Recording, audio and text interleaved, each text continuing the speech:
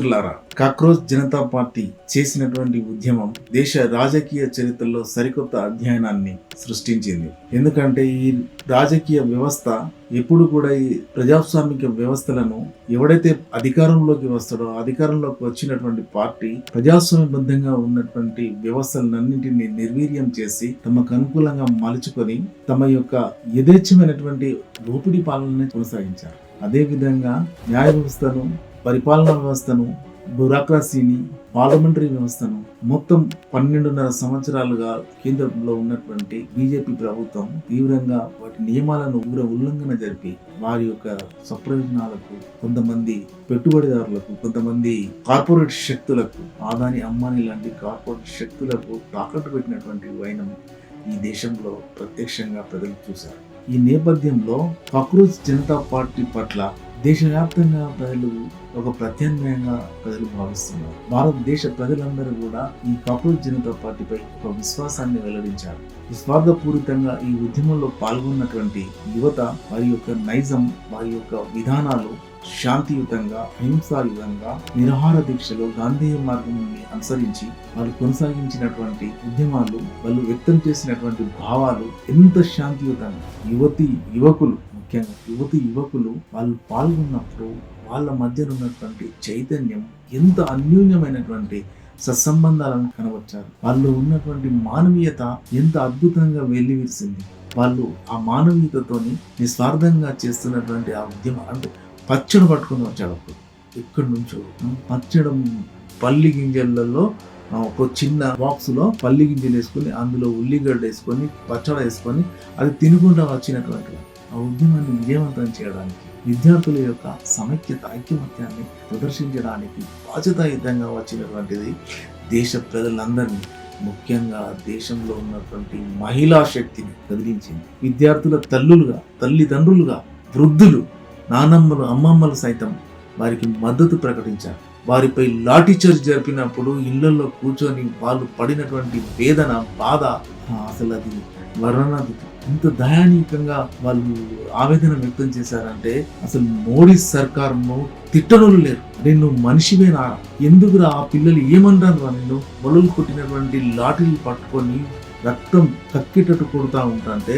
పిల్లలు బేహుషై పడిపోతూ ఉంటే పడిపోయిన వాళ్ళ మీద కూడా పడి లాఠీలతో విపరీతంగా లాఠీలతో ఒక రకమైనటువంటి పెద్ద దొడ్డు కర్రలు పట్టుకొని వచ్చి కొడుతూ ఉంటే దాంట్లో ఆ పోలీసులలో ఆర్ఎస్ఎస్ గుండాలు కలిసిపోయి ఉన్నారు. పోలీసులు ఆర్ఎస్ఎస్ గుండాలు కలిసి విద్యార్థినుల పైన ప్రవర్తన కనబడింది. ఆ వీడియోలు మనం చూసినటువంటి వీడియోలు అసలు అవి ఎంత భయంకరంగా ఉన్నాయి. ఈ వీడియోలను చూసినటువంటి మన భారతదేశ సైనికులు సైతం పోలీసుల యొక్క చర్యలను తీవ్రంగా ఖండించారు.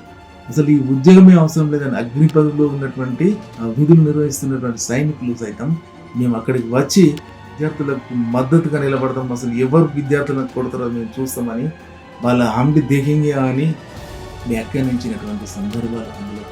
అంటే ఒక ప్రజాస్వామికమైనటువంటి విలువలతోని మనం పనిచేయడం వల్ల ప్రజల్లో ఎంత పెద్ద కదలిక వచ్చింది. ఆ కదలికను చూస్తుంటే దేశభక్తి వెల్లివిరిసింది. ప్రతి ఒక్కరిలో దేశభక్తి వెల్లివిరిసింది. సామాజిక చైతన్యం, సామాజిక స్ఫూర్తి ప్రతి ఒక్కరిలో వ్యక్తమైంది. ఇటువంటి సందర్భం అసలు మనం ఎప్పుడు చూడలేమనుకుంటాం. స్వతంత్ర సంగ్రామమా ఇది అనిపించింది. అసలు ఈ అందులో చేసే అటువంటి నినాదాలు, వాళ్ళు చేసే భుక్మారీసే ఆజాదీ అంటే కడుపుకు తిండి లేనటువంటి ఆకలి కడుపుల నుండి విముక్తిని అని అంటున్నారు. మన్వాదీసే ఆజాదీ అంటే మనువాద సిద్ధాంతం నుంచి కుల భేదభావసే ఆజాదీ, జాతి భావసే ఆజాదీ, పూంజిపతీసే ఆజాదీ అంటే కార్పొరేట్ శక్తుల నుండి విముక్తి, సమంతవాదసే ఆజాదీ అంటే సామ్రాజ్యవాదుల నుండి విముక్తి, కార్పొరేట్ శక్తుల నుండి విముక్తి, కుల వ్యవస్థ నుంచి విముక్తి, భేద్భావసే జాత్ భావసే ఆజాదీ అంటే కులం మతంతో నుండి ఫ్రీ కావాలని, స్వేచ్ఛ కావాలనేటువంటి వారి యొక్క నినాదాలు దేశవ్యాప్తంగా ఎక్కడి నుండి సొంతంగా స్వచ్ఛందంగా తమ యొక్క ఆర్థిక మూలాలు నిరుపేదలైనటువంటి వాళ్ళు తండ్రులు పంపించి పోబట్ట నీ యొక్క అవసరం అక్కడ ఉంది, నీ యొక్క మద్దతు అక్కడ తెలిపిరామని స్వచ్ఛందంగా పిల్లలను అక్కడికి పంపించినటువంటి కుటుంబ సభ్యులను మనం ఆ వీడియోలలో చూసినప్పుడు దేశ ప్రజల యొక్క స్ఫూర్తిని ఎంతో గర్వంగా ఉంది. అదేవిధంగా అక్కడ పాల్గొంటున్నటువంటి విద్యార్థుల యొక్క చైతన్యానికి దేశ ప్రజలు గర్వపడ్డారు.